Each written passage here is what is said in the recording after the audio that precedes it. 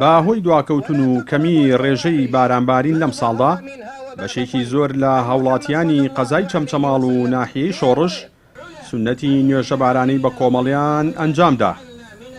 هاوڵاتیان و موسڵمانان لە نزا و پاڕانەوەکانیاندا داواکار بوون لە خوای گەورە بارانی بەڕەحمەتیان بۆ ببارێنێت و وشکە ساڵی لە هەرێم و وڵاتەکەیان دوور بخاتەوە. هاوکات داواکاریش بوون لە بەرپرسان و لایەنە پەیوەندیدارەکان چاوێک بە ژیانی خەڵکدا بجێڕن و کۆتایی بە قەیرانە دروستکراوەکان بهێنن. ئێمە وەکو هاوڵاتی شاری چەمچەماڵ هاتنەوە بۆ دوعای خێر بۆ بارانە بەشگەم بارانێکی بەڕەحمەت بارێ بۆم خەڵکم. وەڵای ئێمە هاتن داواکارین لە خوای گەورە بارانێکی بەڕەحمەت ببارێنێ بەسەر ئەم ملەتە ئەم دەزبڵای لەم ملەتین بێت. ڕۆژ مسلمانانی چەمچەماڵ هەستین بە ئەنجامدانی نوێژە بارانە خۆی پەروەردگار لێمانی قبوڵ کات و خۆی پەروەردگار بیکە بە خاتری ناوە جوانەکانی خۆی بەزەیی بە تەیر و توورێکا بێتەوە بارانی ڕەحمەت بنێرە بەسەر ئەم زەویە ئینشاءالله.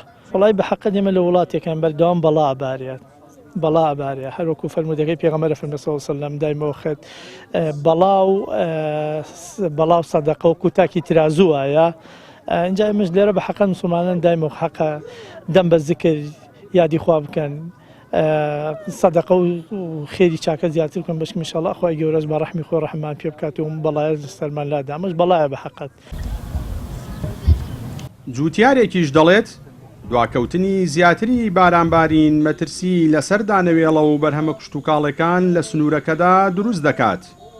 مامۆستایەکی ئاینیش دواکەوتن و کەمی ڕێژەی بارانبارین بۆ چەند هۆکارێک دەگەڕێنێتەوە و باس لەوەش دەکات پێویستە لە سەر هاوڵاتیان لە هەموو کاتێکدا لە نزا و پاڕانەوەکانیان بەردەوام بن بە تایبەت لە کاتی بەڵاو و ناخۆشیەکاندا.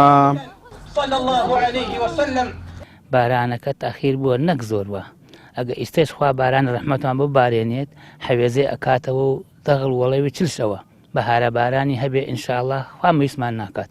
وەڵڵاهی ئەگەر بێت و مانگێتر نەبارێ گارە گەرمان هەر نابێت. بەس ئینشاءالله ئەگەر باران ڕەحمەت ببارێ ئومێدمان هەیە لە قاپی خوا سەرکەوتو ئەبێ باران بەهارە بارانی هەبێ پێشی ئەخات. هەندێک جار عقوبەیە هەندێک جار ئیمتیحانە هەندێک جاری خوای گەورە ناردوێتی بەڵام قەدەری خۆی ئەینێرێ بۆ شوێنێک و ناینێرێ بۆ جێگەیەکی تر.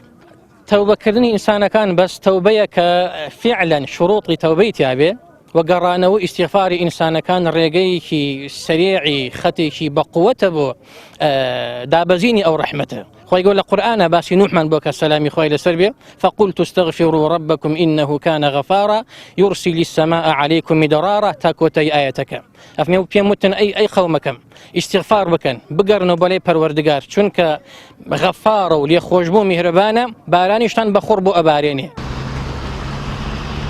بە جۆرەی ئامارەکانی وێزگەی کەشناسی قەزای چەمچەماڵ لەم ساڵدا بڕی 106.5 ملیم باران باریوە کە بەراورد بە ساڵانی پێش و ڕێژەکە کەمترە و تا ڕادەیەک بارینی بڕی پێویستی بارانبارینیش دواکەوتووە بە تایبەت لەو ناوچانەی کە گەرمیان و نیمچە گەرمیانن.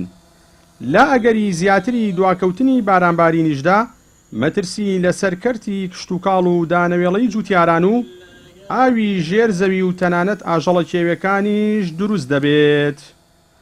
جەلال جەباری کەناڵی ئاسمانی پەیام چەمچەماڵ.